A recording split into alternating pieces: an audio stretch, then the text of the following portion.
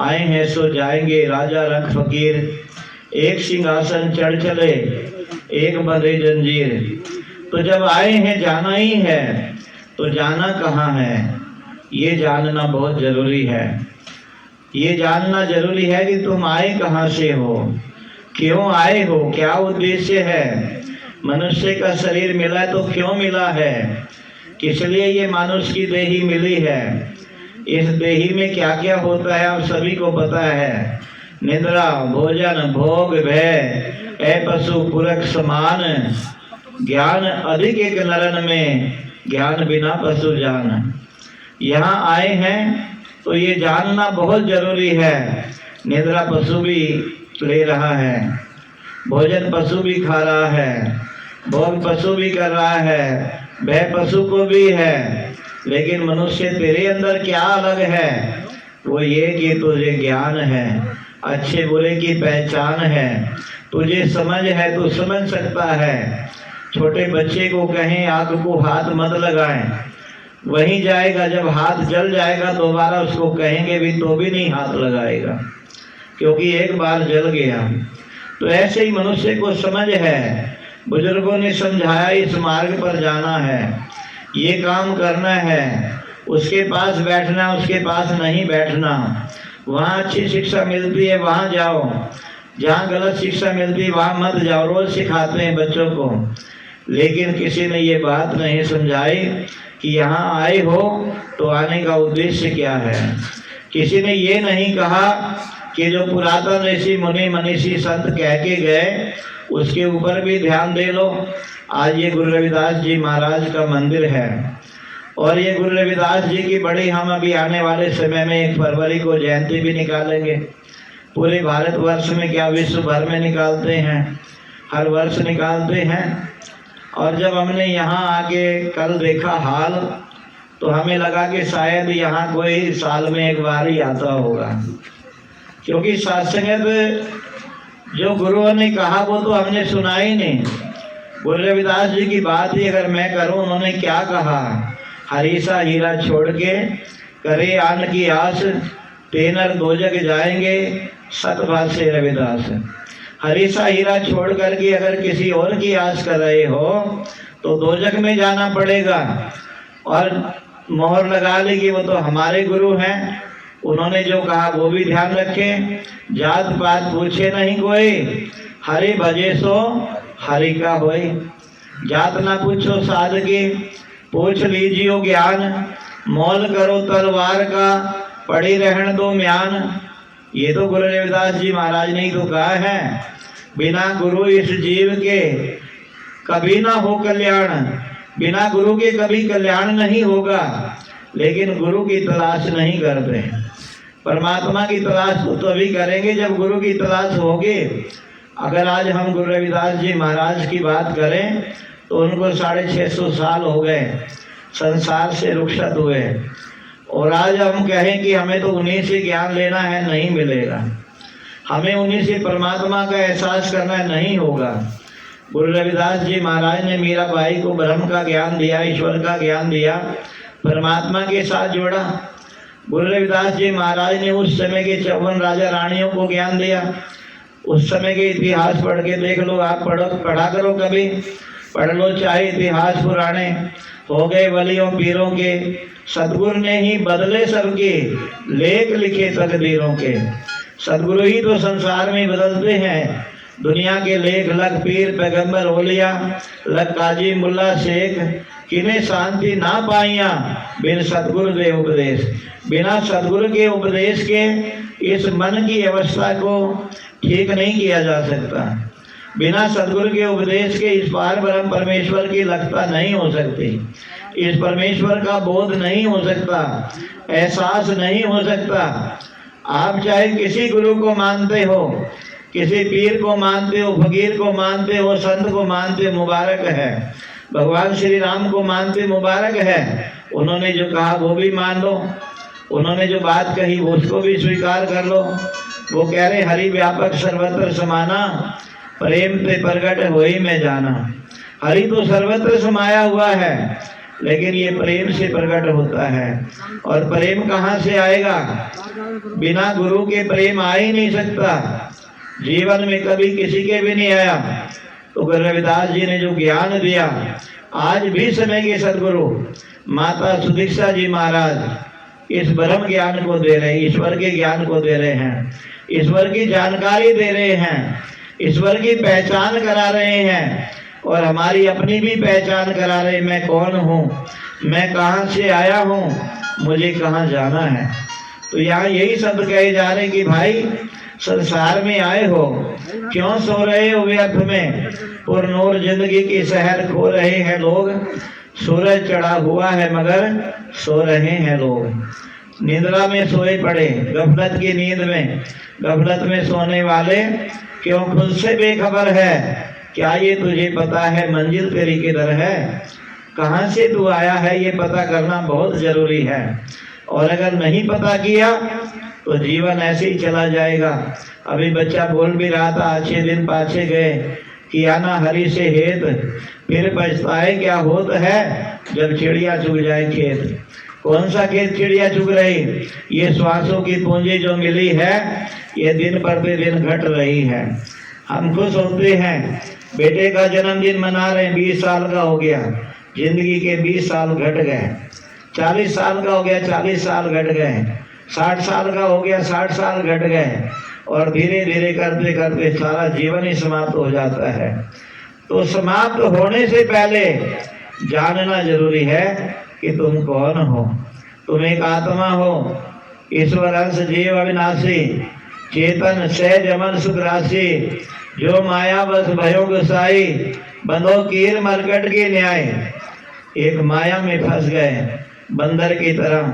बंदर को जैसे किसी ने देखा कि यहाँ काफी बंदर हैं, थोड़े से चने लिए, एक छोटे मुंह का बर्तन लिया, गड्ढा बनाया, जमीन में गाड़ दिया, मजबूत गाड़ दिया। बंदर ने देखा, बंदर को नकल करने की आदत बड़ी है, उसने आगे झांका, देखा इसने कुछ यहाँ हाथ घुसाया, तू भी घुसा, हाथ घुसाया, मुट्ठी बंद कर ली।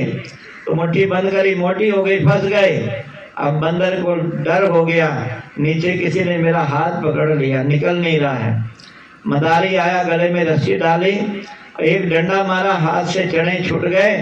बंदर ने सोचा जिसने हाथ नीचे पकड़ा था ये उससे भी ज्यादा ताकतवर है, जिसने मेरा हाथ छुड़ा दिया। ऐसे ये माया में फंसा हुआ इंसान नाच रहा है। माया नागिन मन सपेला बीन बजावे, इसका लहरा सुन के मानव जीवन गंवावे। और ये जीवन गंवाता जा रहा है, अपने 84 लाख योनियों में सिर्फ पक्की कर रहा है, आवागमन के अंदर जाने की तैयारी करे बैठा है। उसी से बचाने के लिए महात्मा संत पीर पैगंबर अवतार संसार में आते हैं। जब जब हुई धर्म की हानि, बड़े महाअसुर अभिमानी, तब तब प्रभु मनोज तन धरे, भगतन हेत लीला बहु करे।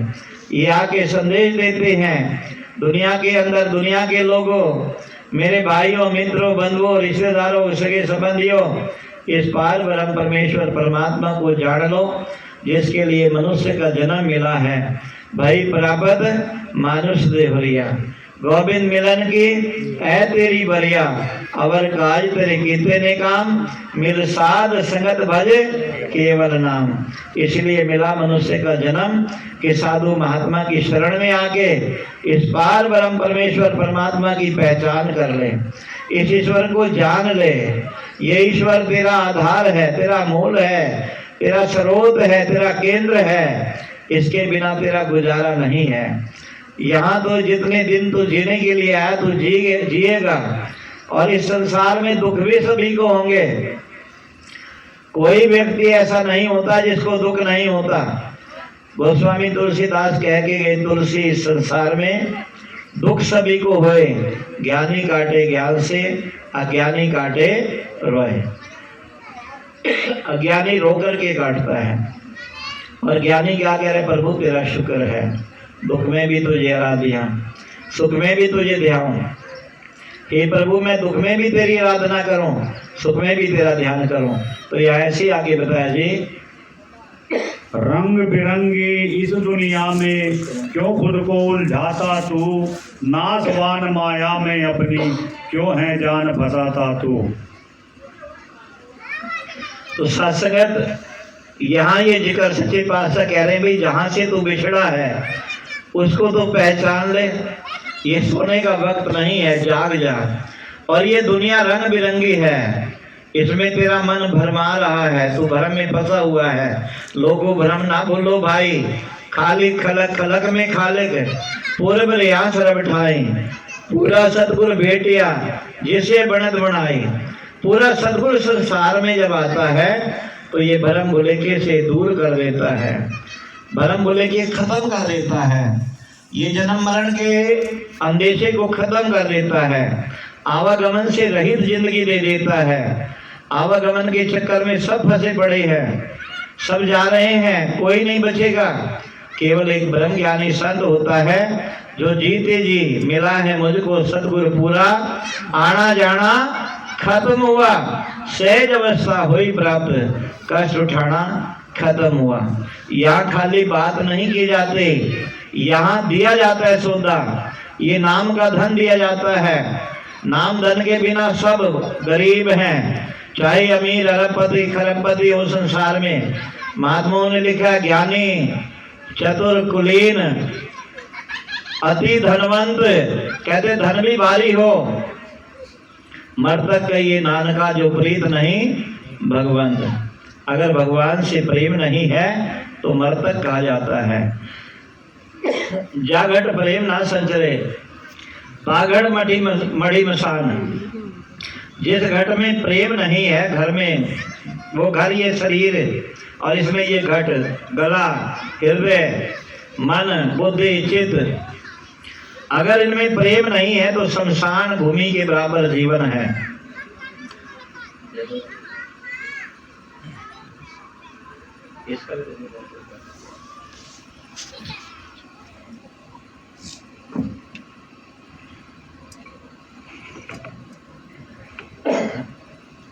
तो शास्त्रगत जिस घट में प्रेम नहीं उसको शमशान के बराबर कहा गया।